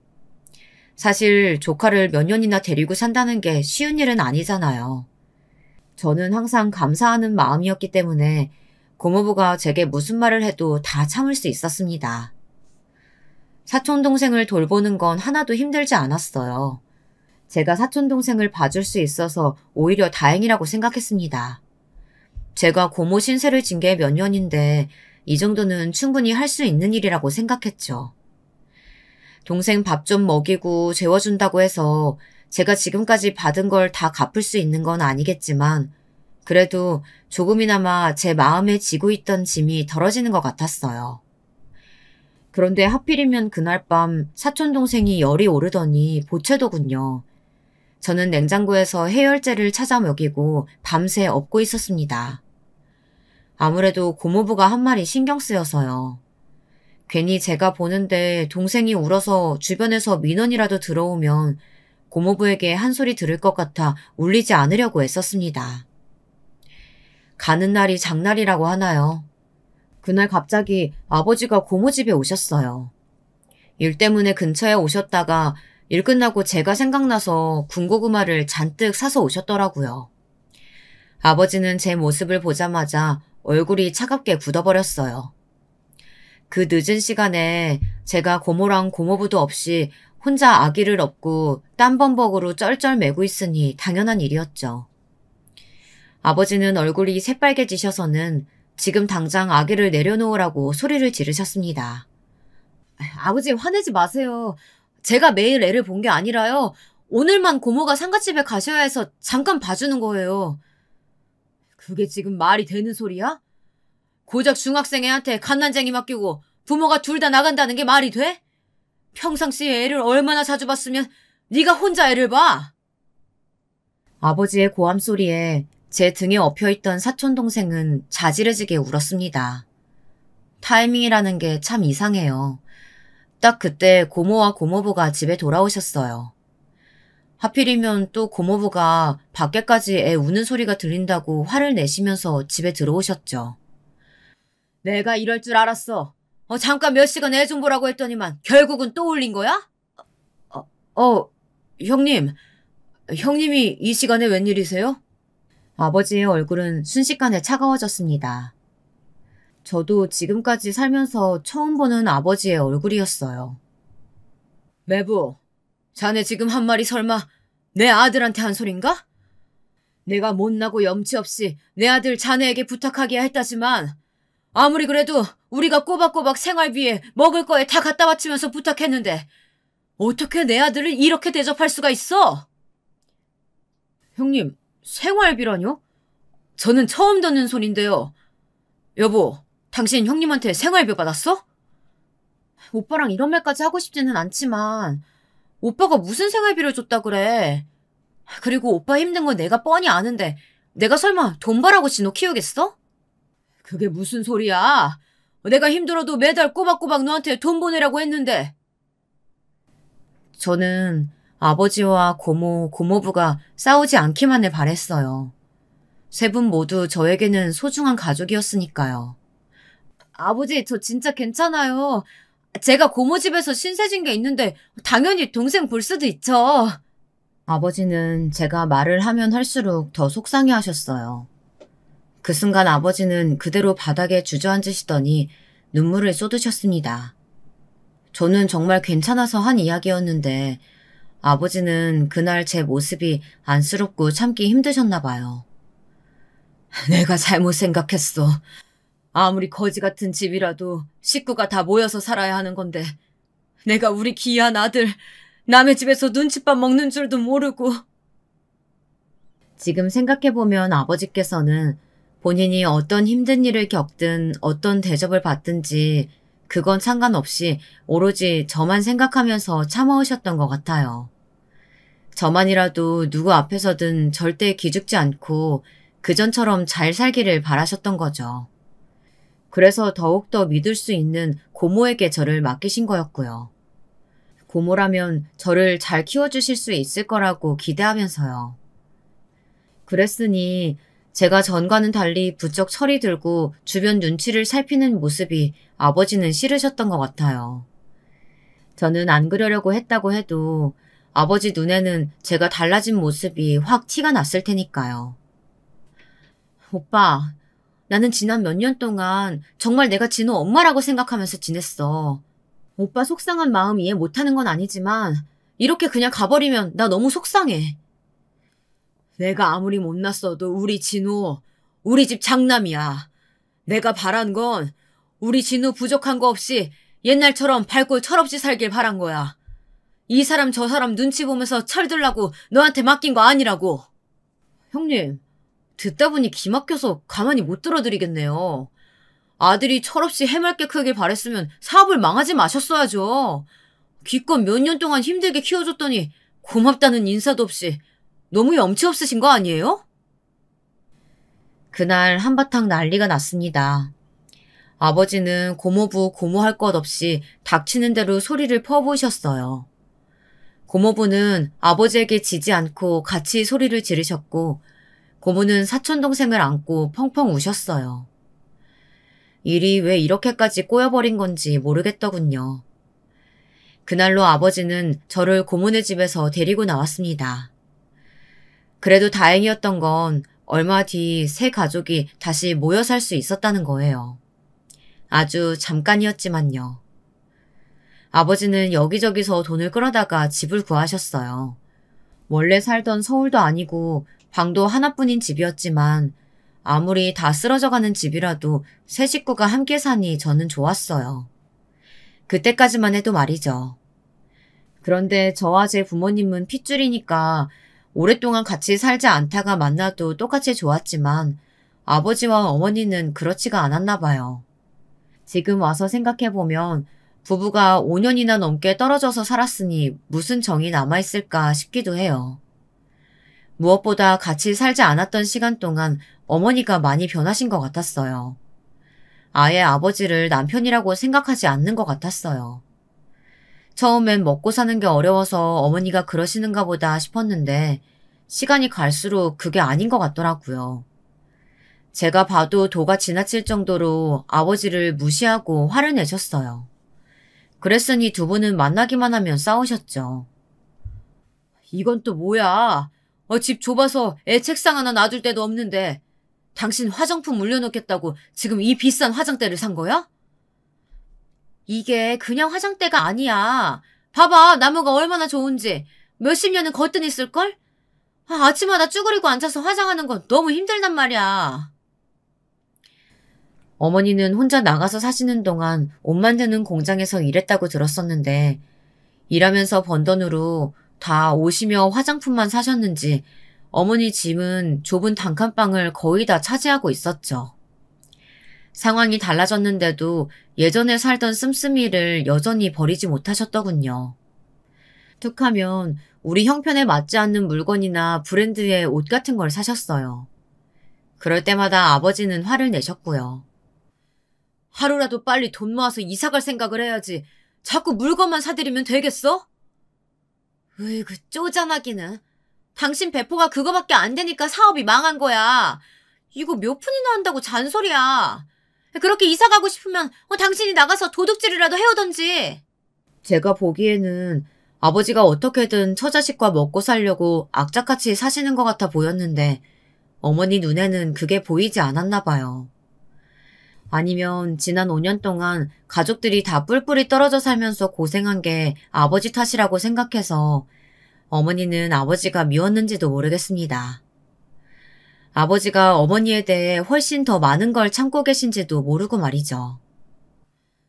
너는 배포가 커서 지금까지 나한테 말 한마디도 안 하고 내가 내 동생한테 보내주려고 한 생활비 중간에서 다 꿀꺽꿀꺽 도둑질했냐? 저는 너무 놀랐습니다. 알고 보니 아버지가 고모에게 생활비를 보내라고 한 게 사실이었어요.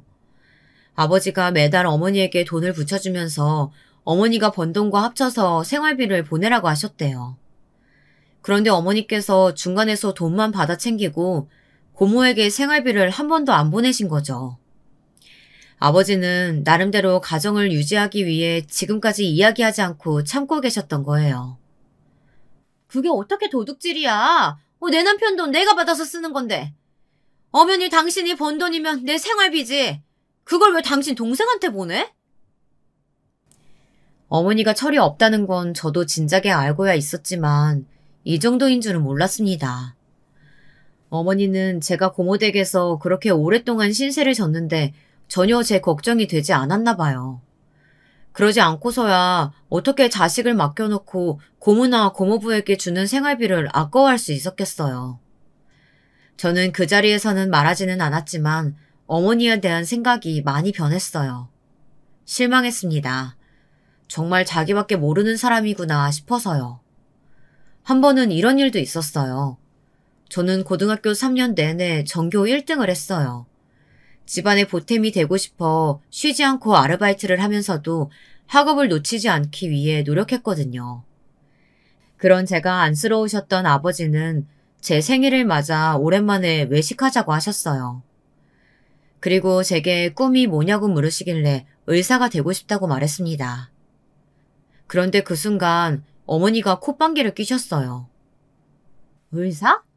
너는 전교 1등이라면서 그렇게 머리가 나빠서 어떡하니? 우리 형편에 의대를 어떻게 가? 애 앞에서 왜 초를 치고 난리야? 내가 우리 아들 무슨 수를 써서라도 의대 보낼 거니까 그런 걱정은 하지도 마. 제가 공부를 아무리 잘해도 아르바이트를 해서 돈을 벌어와도 이미 부모님의 사이는 틀어질 대로 틀어져 있었어요.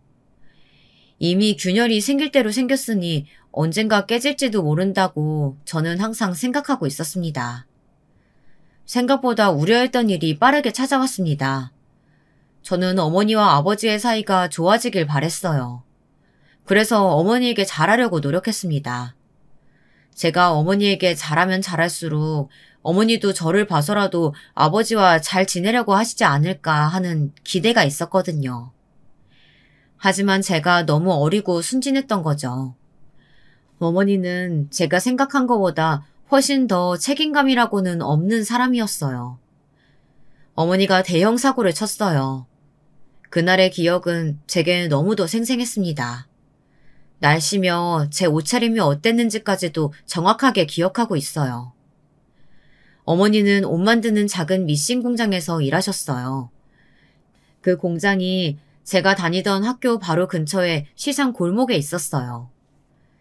그날은 시험 마지막 날이라 학교가 일찍 끝났습니다. 배가 고파서 일부러 어머니가 일하시는 공장 근처로 갔죠.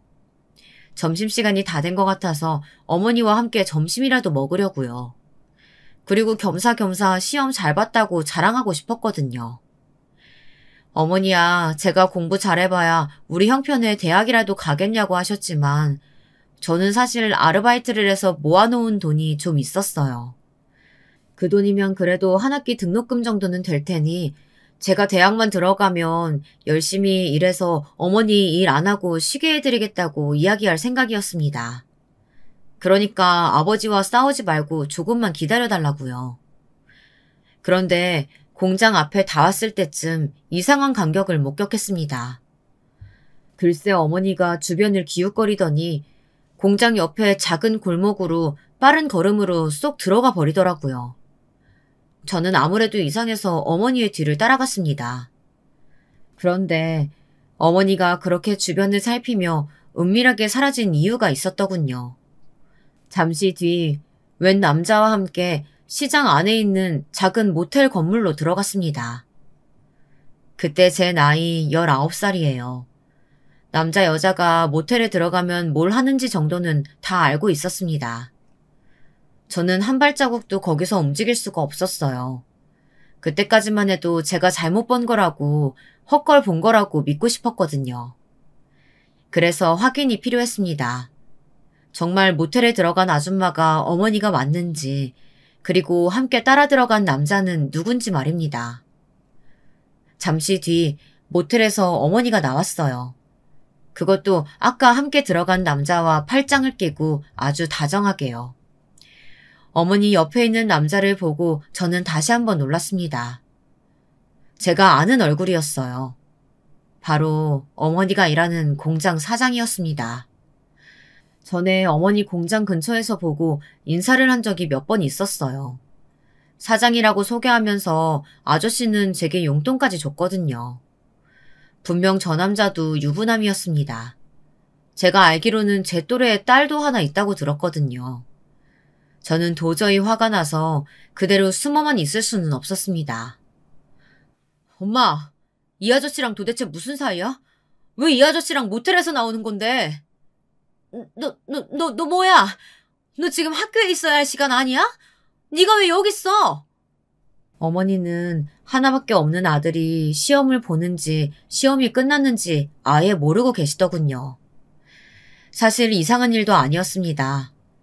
그러고 보면 어머니는 아버지 사업이 망하고 가족이 뿔뿔이 흩어지고 나서부터는 제게 일절 관심이 없었어요. 세 식구가 같이 살게 되고 나서도 제게 따뜻한 밥상 한 번 차려준 적도 없으니까요.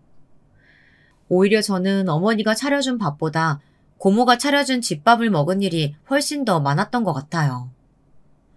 헛소리 하지 말고 사실대로 말하라니까? 아버지 두고 지금 이 남자랑 바람 피운 거냐고! 저는 어머니 앞에서는 절대 울고 싶지 않아 눈물을 꾹꾹 삼켰습니다. 하지만 끓어오르는 울분은 참을 수가 없더군요. 저는 아버지 얼굴이 자꾸만 떠오르면서 아버지가 너무 불쌍했어요. 지금까지 평생 처자식 먹여 살리겠다고 고생만 하시는 우리 아버지요. 아버지가 이 더운 땡볕 아래서 일하고 계시는 동안 어머니는 매일 저 재수없는 공장 사장, 아니 상간남과 만나면서 바람을 피우고 있었던 거예요. 제 어머니라는 사람은 저보다도 개념이 없었어요. 아들한테 이렇게 치욕스러운 모습을 들켜놓고도 뻔뻔하기만 했습니다. 내가 너희 아버지 사업 망하고 나서 얼마나 쪽팔리게 살았는지 알아? 지금까지 나한테 사모님 하면서 알랑방귀 뀌던 옆에 애들이 너희 아버지 때문에 빚 좀 졌다고 나를 얼마나 개무시하는데. 그래서 사람들한테 무시 좀 당했다고 바람 피웠다는 거야? 그게 말이 돼? 날 이렇게 초라하고 비참하게 만든 게 너희 아버지잖아. 너는 너희 아버지 같은 사람하고는 못 살겠는 걸 그럼 어떡해? 어머니는 자신의 잘못을 조금도 인정하지 않고 모든 걸 다 아버지 잘못으로 넘겼어요. 그 순간 똑똑히 알겠더군요. 제 어머니라는 여자에 대해서요. 나이만 먹었지 어머니는 어른이 아니었어요. 그냥 자기 자신밖에 모르는 파렴치한이었죠. 저는 그날 혼자 집에 돌아왔습니다. 집에 돌아와서도 어머니와 한마디도 하지 않았어요. 제가 제 눈으로 본 일을 아버지에게 말씀드려야 하나 말아야 하나 고민이 많았습니다. 몇 날 며칠을 밤을 꼬박 새웠어요. 그런데 제 어머니라는 여자는 정말이지 답이 없는 여자더군요. 무책임함의 끝판왕이었어요. 어머니는 며칠 뒤 집을 나가버렸습니다. 달랑 쪽지 하나 남겨놓고 집을 나가버린 거죠.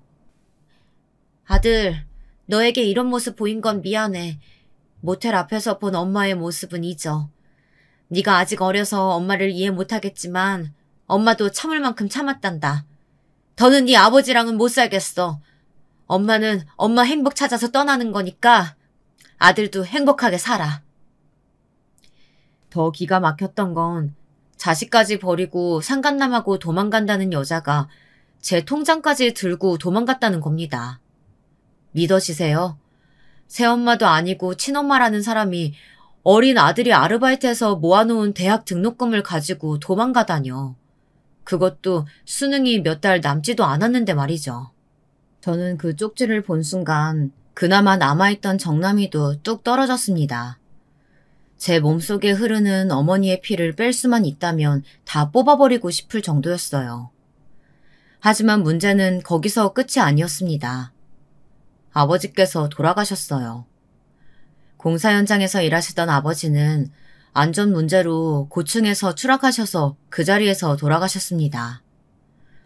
더운 날씨에 매일 밖에서 일하시면서 몸이 많이 지치기도 하셨겠지만 아마 집을 나간 어머니 때문에 신경 쓰느라 스트레스도 많으셨을 거예요. 아버지는 어머니의 불륜 사실을 상상도 못하고 계셨으니까요. 아버지의 죽음은 제 인생의 가장 큰 시련이었어요. 아버지의 사업 실패도 고모 집에서의 생활도, 그리고 모텔 앞에서 어머니를 봤던 바로 그 순간까지도 다 참고 버텨냈는데 아버지의 죽음만은 도저히 견디기 힘들었어요. 이대로 제 인생이 끝났다 싶을 정도로요. 저는 평생 회복이 되지 않을 아픔이라는 게 있다는 걸 그때 처음 알았습니다. 아버지가 다시 살아나서 제 앞에 나타나지 않는다면 이 아픔은 절대 끝나지 않을 것 같았어요. 저는 그래도 수능은 잘 봤습니다. 평소 보던 실력만큼 봤기 때문에 학교 선생님들께서는 제가 당연히 의대에 진학할 거라고 생각하셨어요. 물론 얼마 전까지만 해도 저도 꿈꾸던 일이었으니 당연했습니다. 하지만 몇 달 사이에 많은 게 변했어요. 제게 더는 꿈도 희망도 없었습니다. 그때 제게 가장 많은 위로가 되어준 분은 다름 아닌 고모였습니다. 고모는 아버지의 장례식장부터 해서 모든 과정을 다 도와주셨어요. 만약 고모가 없었다면 저는 아버지를 제대로 보내드릴 수 없었을 거예요. 그리고 가장 감사했던 부분은 다시 한번 저를 걷어주셨다는 겁니다. 아버지와 살던 집을 다 정리해서 제 짐을 고모댁으로 옮겨주었어요. 이제는 어린애도 아니고 고3이면 성인이나 다름없는데도 고모는 저를 외면하지 않으셨어요. 철없는 반항심에 오히려 제가 다 필요 없다고 계속 고모를 밀어냈는데도 고모는 저를 버리지 않으셨습니다. 고모에게 쑥스러워서 말은 못했지만 아마 그때 고모가 아니었다면 저는 이미 이 세상에서 사라져 버렸을지도 몰라요. 고모는 제가 다니던 학교까지 직접 찾아와서 선생님과 입시 상담도 해주셨어요. 그리고는 바로 제게 원서 작성부터 하게 하셨고요.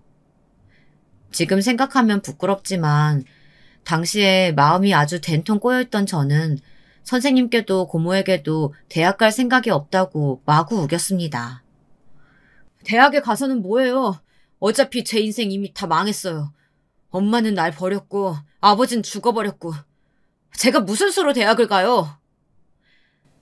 네 마음 고모가 다 헤아릴 수는 없지만 고모는 절대 너 이대로 주저앉게 두지 않아.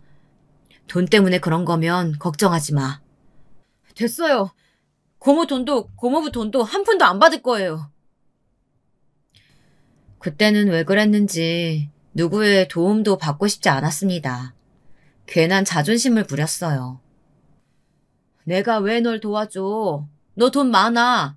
너랑 아빠랑 살던 집 보증금 뺀 거랑 너희 아버지 사고로 보험금 나온 거 고모가 10원 한 푼도 안 빼돌리고 다 네 통장에 넣어뒀어. 그 돈으로 대학도 가고 너 하고 싶은 거 다 해. 넌 그래도 돼. 그럴 자격 충분히 있어.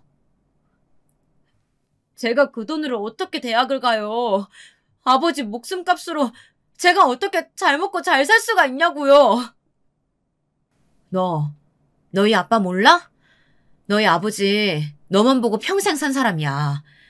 지금도 하늘에서도 너 훌륭한 의사 돼서 남들 앞에서 떵떵거리며 살기만 바라고 있을 거라고.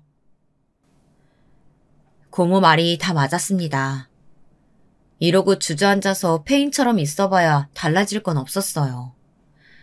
나를 버리고 아버지를 죽게 만든 어머니라는 여자는 이 순간에도 잘 먹고 잘 살고 있을 텐데 제가 제 인생을 포기하는 건 너무 억울한 일이었습니다. 저는 의사가 됐어요. 아버지 목숨값으로 받은 보험금으로 공부해서 지금은 사람 살리는 외과 의사가 되었습니다. 공부도 공부고 돈도 돈이었지만 몇 년 동안 제 곁에서 고모가 고생을 많이 하셨어요. 혼자 살 수 있다고 하는 저를 끌어다 데리고 사시면서 매일 밥 해주고 빨래 해주시면서 살뜰히 돌봐주셨습니다. 고모는 아무래도 제가 혼자 있으면 나쁜 생각이라도 할까봐 걱정되셨던 것 같아요. 너 의사 됐다고 이 고모부 모른 척하면 안 된다? 이 고모부가 지금까지 너 눈치 준 게 아니라 다 너 잘 되라고 강하게 키운 거야. 알지? 으이그. 의대 다니는 조카 있어서 딸내미 공짜 과외 시킬 수 있어서 좋다고 한 사람이 입만 살아서는. 고모와 고모부는 여전하셨어요. 티격태격하면서도 서로를 많이 아끼셨죠. 저는 어느새 그 분위기에 자연스레 스며들었습니다. 부모님과는 일찍 헤어졌지만 그래도 고모부와 고모, 사촌 동생까지 제게는 특별한 가족이라고 생각했어요. 그렇게 저는 저를 위해주는 사람들을 위해 지난 슬픔은 모두 잊고 행복해지기 위해 노력했습니다. 20대 시절에는 내내 제 끔찍한 과거에서 벗어나기 위해 쉬지 않고 공부만 했습니다. 안 그러면 어머니를 향한 원망으로 견딜 수 없을 정도로 힘들었거든요. 덕분에 아주 훌륭한 의사가 되긴 했습니다. 의사가 된 이후로는 조금 더 안정적인 삶을 위해 처음 말씀드렸던 것처럼 좋은 여자를 만나 화목한 가정을 꾸리고 행복해지고 싶었습니다. 고모처럼 다정하고 가정밖에 모르는 여자를 만나고 싶었어요. 제가 그런 이야기를 할 때마다 고모는 굉장히 부끄러워하셨습니다. 에이, 우리 조카는 나보다 훨씬 더 좋은 여자 만나야지. 우리 조카는 충분히 그럴 자격 있어. 고모는 언제나 제 편이 되어주셨습니다. 항상 불안하고 미래를 두려워하는 저를 위해 좋은 말만 해주셨어요. 그렇게 시간이 흘러 제게도 사랑이 찾아왔습니다. 여자친구는 제가 일하던 병원에 내원했던 환자였어요. 저를 보고 첫눈에 반했다면서 먼저 말을 걸며 적극적으로 다가왔습니다. 저는 살다 그런 여자는 처음 봤어요. 자기 마음을 얼마나 솔직하게 잘 이야기하는지, 평생 마음을 드러낼지 모르고 숨기기만 하며 살아온 저와는 전혀 다른 사람이었습니다. 제게 언제나 솔직하게 좋다고 표현해주는 여자친구의 모습에 끌렸던 것 같아요. 운명에 이끌리듯 연애를 시작했지만 사실 그때까지도 전 사랑을 잘 몰랐어요. 저는 사랑을 믿지 못했거든요. 그럴 수밖에 없었던 게 저를 낳아준 친엄마도 저를 버렸는데 과연 누가 날 진심으로 사랑해줄 수 있을까 하는 의심이 자꾸만 들었어요. 좋아도 잘 표현하지 못하는 제게 여자친구는 더 적극적으로 다가왔습니다.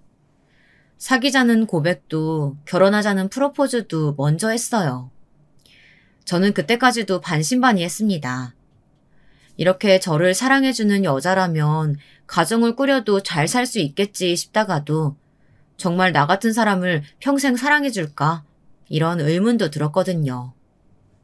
그런데 여자친구에 대한 확신이 드는 일이 있었습니다. 고모가 갑자기 교통사고를 당해서 응급실로 실려오셨어요. 많이 다쳐서 급하게 수술을 받으셨죠. 그 순간 모두가 정신이 없었어요. 고모부도 사촌동생도 다 너무 놀라서 아무것도 못하고 우왕좌왕하고 있었죠. 심지어 저는 의사인데도 고모가 쓰러졌다는 소리를 들었을 때 너무 무섭더라고요. 고모마저 제 곁을 떠난다고 생각하면 저는 정말 이 세상을 살아갈 자신이 없었거든요. 그때 내내 제 곁에서 힘이 되어준 게 여자친구였어요. 병원에도 자주 와서 식구들과 저를 위로했어요.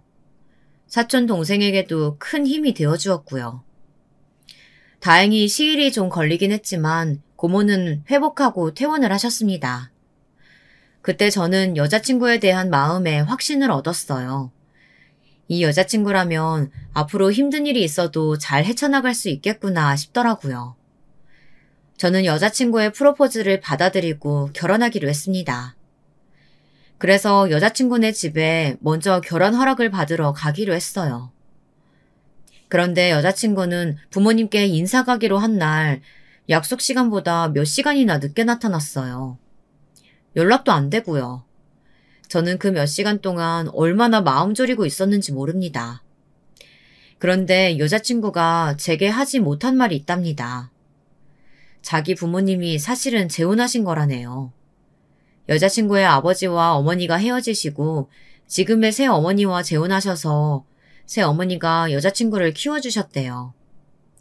저는 연애하는 동안 한 번도 들은 적 없었던 이야기라 당황하기는 했지만 그래도 그런 이유로 제 마음이 달라질 건 없었습니다.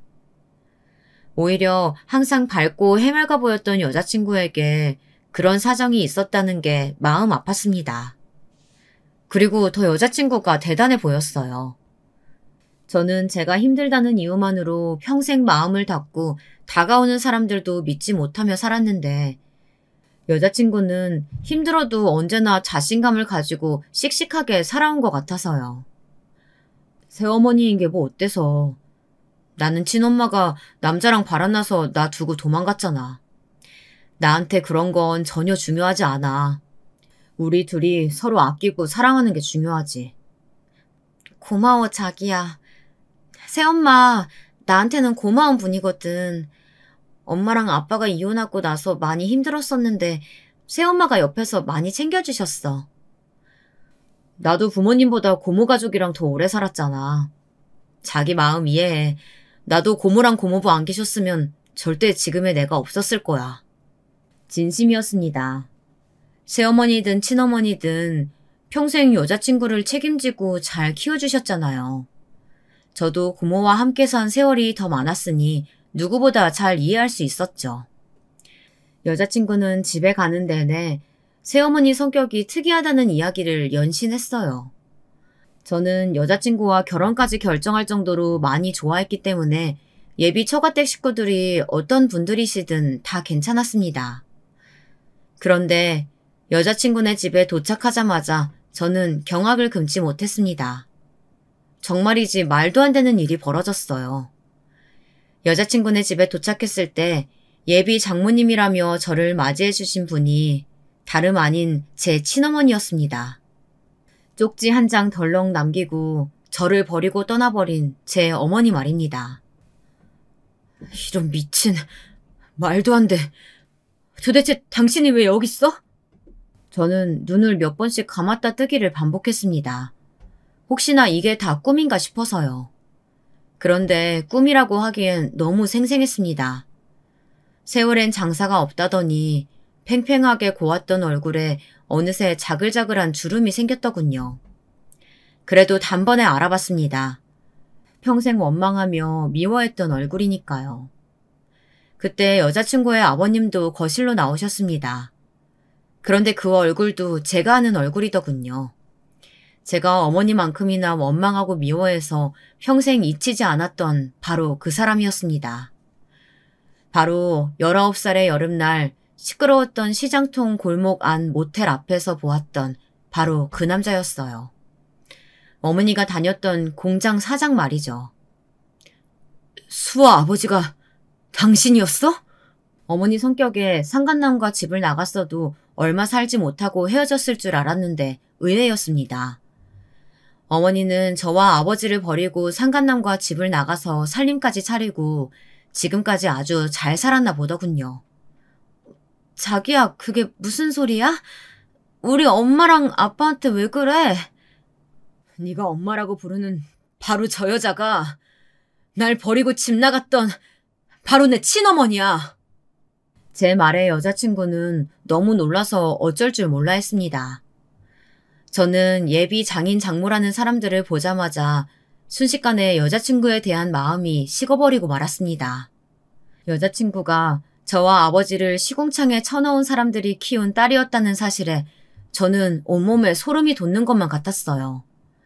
제 마음을 아는지 모르는지 여자친구는 제 팔을 잡으며 눈물을 보였습니다. 자신의 잘못도 아닌데 무작정 미안하다고 했어요. 그 모습에 저도 모르게 잠시 마음이 흔들렸습니다.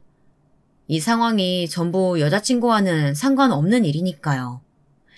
하지만 그것도 잠시 예비 장인의 행동에 모든 마음이 싹 정리되고 말았습니다.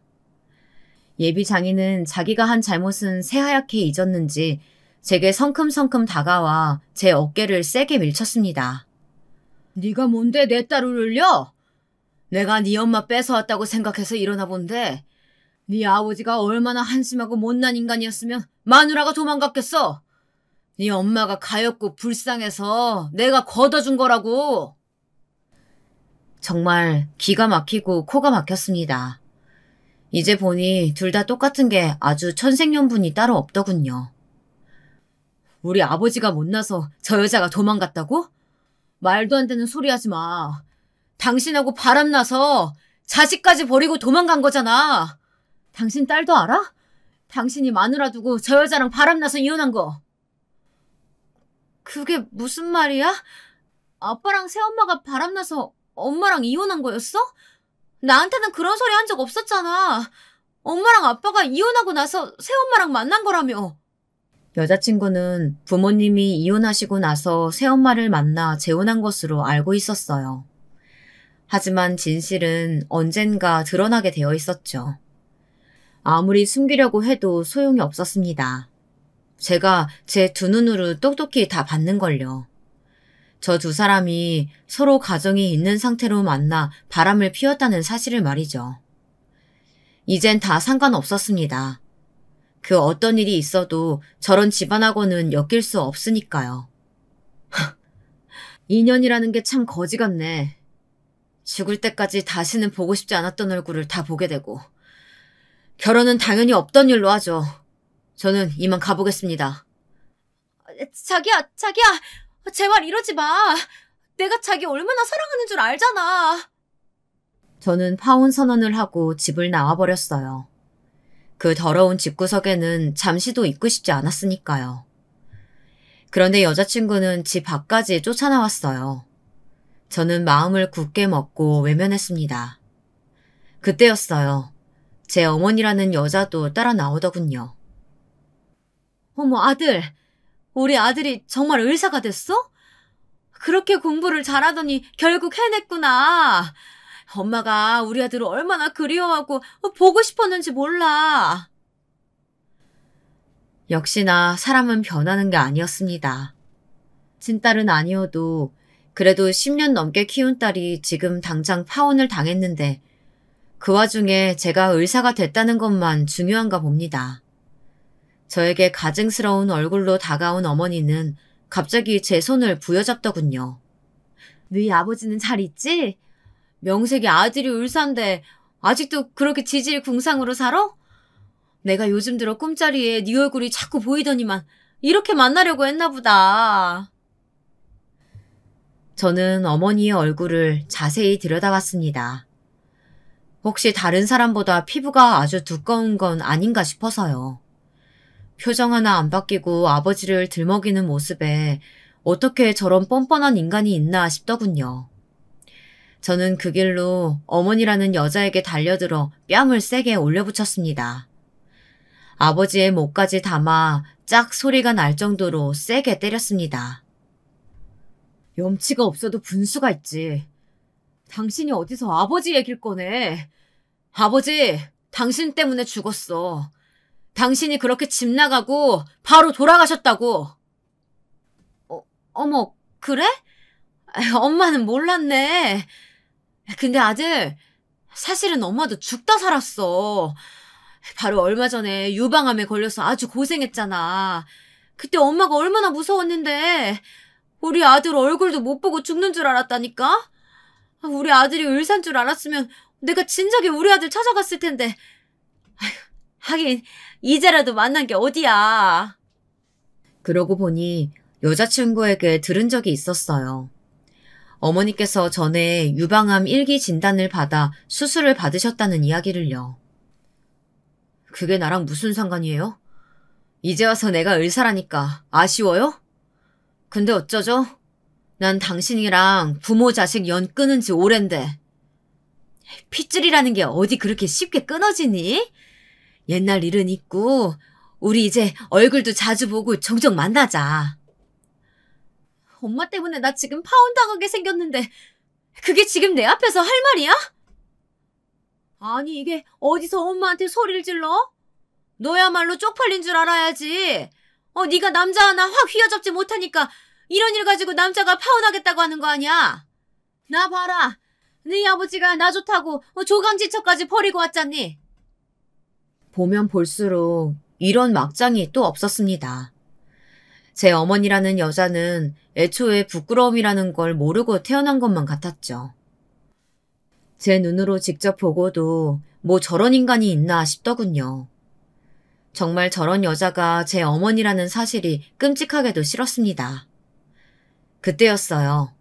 상간남 주제에 그래도 자기 자식은 귀한지 여자친구의 아버지가 어머니의 멱살을 잡더니 바닥에 던지듯 내동댕이 쳤어요.